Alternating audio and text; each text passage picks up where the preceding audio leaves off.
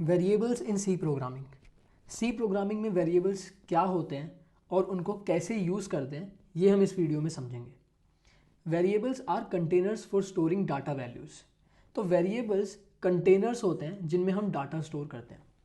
जैसे मान लीजिए आपको कोई नंबर स्टोर करना है, आपको किसी का नाम स्टोर करना है, आपको परसेंटेज स्टोर करनी है, या फिर आपको किसी स्टूडेंट का सेक्शन स्टोर करना है ABC। तो ये सब क्या है? डाटा। अगर आपको ये स्टोर करना है तो प्रोग्रामिंग में आपको वेरिएबल्स बनाने पड़ेंगे। मान लीजिए ये कंप्यूटर मेमोरी है और मेमोरी ब्लॉक्स में डिवाइडेड होती है और हर ब्लॉक के पास अपना एक मेमोरी एड्रेस होता है। इसी एड्रेस की मदद से कंप्यूटर उस मेमोरी को एक्सेस कर पाता है। तो हम इनको कुछ एड्रेस दे देते हैं, रैंडम एड्रेसेस, 1000, 2000, 3000, 5000। ऐसे सारे के सारे ब्लॉक्स के पास कुछ ना कुछ एड्रेस होगा जिससे सिस्टम उनको एक्सेस करेगा। वेरिएबल्स क्या होंगे? इन्हीं एड्रेस के नाम। अब हम अगर सी प्रोग्रामिंग में एक वेरिएबल बनाना चाहते हैं जिसके अंदर हम कोई नंबर स्टोर करना चाहते हैं, जैसे हमने एक वेरिएबल बनाया जिसका नाम है a और हम इसके अंदर 10 स्टोर करना चाहते हैं, तो सिस्टम ऐसे ही किसी एक ब्लॉक के अंदर 10 को स्टोर कर देगा और आज से यही ब्लॉक हमारा a वेरिएबल है। तो ये a एक्चुअली में हमारे 5000 एड्रेस को रिप्रेजेंट कर रहा है। हमें 5000 एड्रेस को याद रखने की ज़रूरत नहीं है। सी प्रोग्रामिंग में वेरिएबल्स के नेम लिखने के लिए कुछ रूल्स होते हैं। पहला rule, names can contain letters, digits and underscore. Name के अंदर सिर्फ अल्फ़ाबेट कैरेक्टर्स होने चाहिए, डिजिट्स होने चाहिए और अंडरस्कोर्स होने चाहिए। Name must begin with a letter और एन अंडरस्कोर। जो भी आप नेम लिख रहे हैं वो सिर्फ एक अल्फ़ाबेट कैरेक्टर से या अंडरस्कोर से ही स्टार्ट होना चाहिए। Names are case sensitive. इसका मतलब अगर आपने सी प्रोग्रामिंग में दो वेरिएबल्स बनाए, एक a और एक कैपिटल A, तो ये दोनों अलग अलग होंगे। Rule number 4, names cannot contain white spaces और special characters like factorial, hash, percentage etcetera. आप कोई भी स्पेशल कैरेक्टर यूज़ नहीं कर सकते वेरिएबल के नेम के अंदर। Rule number 5, reserved words such as int can not be used as names. जितने भी रिजर्व वर्ड्स होते हैं सी के अंदर वो आप यूज़ नहीं कर सकते वेरिएबल के नेम के लिए। अगर आप ऐसा करेंगे तो कंपाइलर कंफ्यूज हो जाएगा, क्योंकि कंपाइलर के लिए कीवर्ड्स का स्पेशल मीनिंग होता है। हम कुछ एग्जांपल्स देखते हैं कि वैलिड वेरिएबल नेम्स क्या है और इनवैलिड वेरिएबल नेम्स क्या है। परसेंटेज जैसे, इसके अंदर सिर्फ अल्फ़ाबेट कैरेक्टर्स यूज़ हुए हैं, सारे स्मॉल अल्फ़ाबेट कैरेक्टर्स, तो ये एक वैलिड नेम है।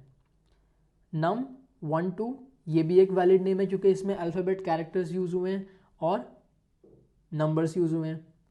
अंडरस्कोर वॉल्यूम, तो पहला रूल ये बोलता है कि आप अंडरस्कोर भी यूज़ कर सकते हो और अल्फ़ाबेट कैरेक्टर्स है इसमें, तो ये भी वैलिड हो गया।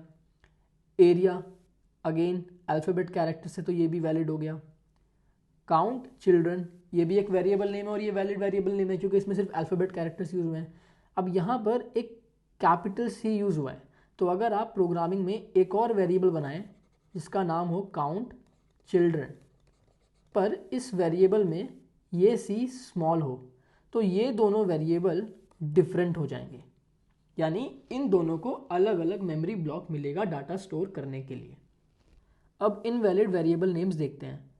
Percentage first underscore name, rule number 4 बोलता है कि कोई भी स्पेशल कैरेक्टर्स यूज़ नहीं कर सकते आप।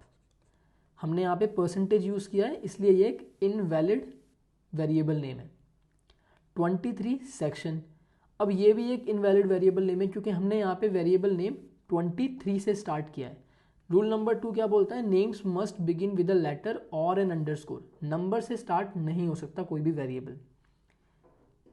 नेम हैश, अगेन रॉन्ग क्योंकि यहाँ पे हैश का यूज़ हो गया है। फ्लोट, इंट, ये कीवर्ड्स हैं और कीवर्ड्स हम यूज़ नहीं कर सकते, तो ये भी एक इनकरेक्ट वेरिएबल नेम है, ये भी एक इनकरेक्ट वेरिएबल नेम है। टोटल स्पेस मार्क्स, अगेन यहाँ पे स्पेस आ गया है और स्पेस हम यूज़ नहीं कर सकते।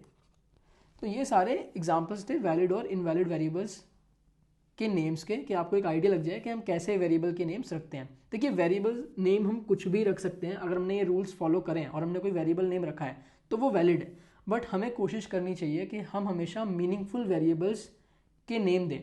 जैसे मान लीजिए आप एक प्रोग्राम लिख रहे हैं जिसमें आप दो नंबर्स का सम स्टोर करने वाले हैं, तो आप उस वेरिएबल का नाम सम ही रखें, ताकि अगर आप या कल को कोई और प्रोग्रामर उस प्रोग्राम को रीड करता है तो उसको वो समझ में आ जाए। वैसे धीरे धीरे आप लोगों की आदत लग जाएगी और आप समझ जाएंगे कि ऐसा क्यों करना चाहिए।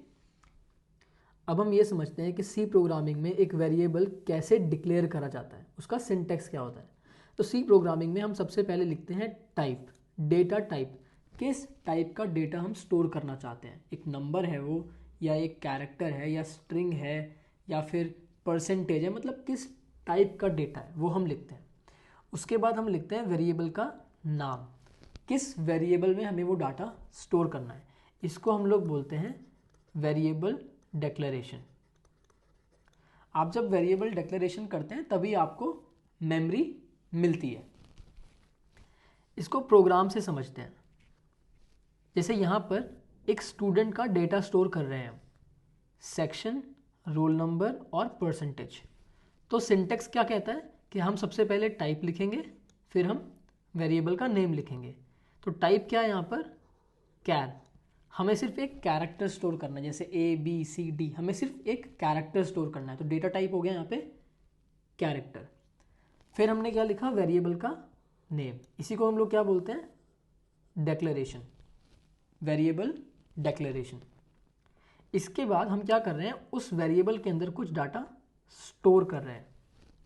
तो मेमोरी में जब हमें एक ब्लॉक मिलेगा जो कि सेक्शन वेरिएबल रिप्रेजेंट कर रहा है, तो उसके अंदर भी स्टोर हो जाएगा। इसको हम लोग बोलते हैं इनिशियलाइजेशन। इनिशियलाइजेशन मतलब हमने वेरिएबल को इनिशियलाइज कर दिया, मतलब हमने वेरिएबल में कुछ डेटा स्टोर कर दिया। अब हम देखते हैं रोल नंबर। रोल नंबर क्या होता है, एक नंबर होता है, तो टाइप हो गया इंटीजर। उसके बाद हम क्या लिखते हैं, वेरिएबल का नेम, और फिर हमने डायरेक्टली 25 इस वेरिएबल के अंदर स्टोर कर दिया। तो यहाँ पर हमने दो काम साथ में कर दिए, डिक्लेरेशन और इनिशियलाइजेशन एक ही लाइन में कर दिया। हमने वेरिएबल बनाया भी और उसके अंदर कुछ स्टोर कर दिया। हम ऐसे भी कर सकते हैं। तो ये दोनों के दोनों सिंटैक्स करेक्ट है कि हम पहले वेरिएबल सिर्फ बनाए यानी कैर सेक्शन, या फिर हम वेरिएबल बनाते और इसी लाइन में लिख देते पूरा कैर section is equal to B. तो ऐसे हम वेरिएबल डिक्लेरेशन और इनिशियलाइजेशन एक साथ कर सकते हैं।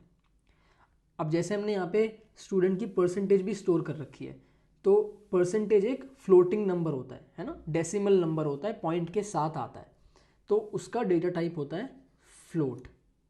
हमने नाम रखा कुछ वेरिएबल का इक्वल्स टू 85.5। तो इस तरीके से इनको भी अपने अपने ब्लॉक मिले और वहाँ पे डेटा स्टोर हो गया। अभी आपको इन कीवर्ड से कंफ्यूज नहीं होना, जैसे कैर, इंट, फ्लोट, ये होते हैं डेटा टाइप्स। डेटा टाइप्स को हम एक अलग वीडियो में समझेंगे अच्छे से। अभी बस आपको ये समझना है कि वेरिएबल्स कैसे डिक्लेयर करे जाते हैं, सिंटैक्स क्या होता है, और उनका नेम हम कैसे रखते हैं, क्या रूल्स हैं उन नेम्स को रखने के लिए, और वेरिएबल्स मेमोरी ब्लॉक के नाम होते हैं। तो जैसे हमने यहाँ पे सेक्शन, रोल अंडरस्कोर नंबर और परसेंटेज बनाया है, तो मेमोरी में उन्हें कुछ इस तरीके से आप देख सकते हैं, समझ सकते हैं कि उनका एक डिफरेंट एड्रेस है, उसके अंदर डाटा स्टोर हो चुका है, और जब आप इनको एक्सेस करेंगे तो इनको इनके नाम से एक्सेस करेंगे। तो इस मेमोरी ब्लॉक का नाम क्या हो जाएगा, सेक्शन, इसका नाम क्या हो जाएगा, रोल अंडरस्कोर नंबर, और इसका नाम क्या हो जाएगा, परसेंटेज। तो इस तरीके से वेरिएबल्स काम करते हैं। अब मान लीजिए कि आपको स्टूडेंट की परसेंटेज चेंज करनी है, तो आप क्या करेंगे, आप simply percentage is equals to 90 लिख देंगे। तो इससे क्या होगा, परसेंटेज वेरिएबल जिस मेमोरी लोकेशन को रिप्रेजेंट कर रहा है 4000, वहाँ पे अब क्या स्टोर हो जाएगा, 90। तो 85.5 की जगह आ जाएगा 90। तो इस तरीके से हम डेटा को ओवरराइट भी कर सकते हैं, किसी भी मेमोरी ब्लॉक के अंदर दोबारा से कुछ डाल सकते हैं। देखिए ऐसा तो हो नहीं सकता कि 85.5 भी रहे और 90 भी रहे, एक ही जगह है तो उसमें एक ही चीज़ स्टोर हो सकती है, तो 85.5 स्टोर हो जाएगा या 90 स्टोर हो जाएगा। तो इस तरीके से वेरिएबल्स काम करते हैं और इस तरीके से कुछ मेमोरी ब्लॉक्स आपको दिखाई देंगे।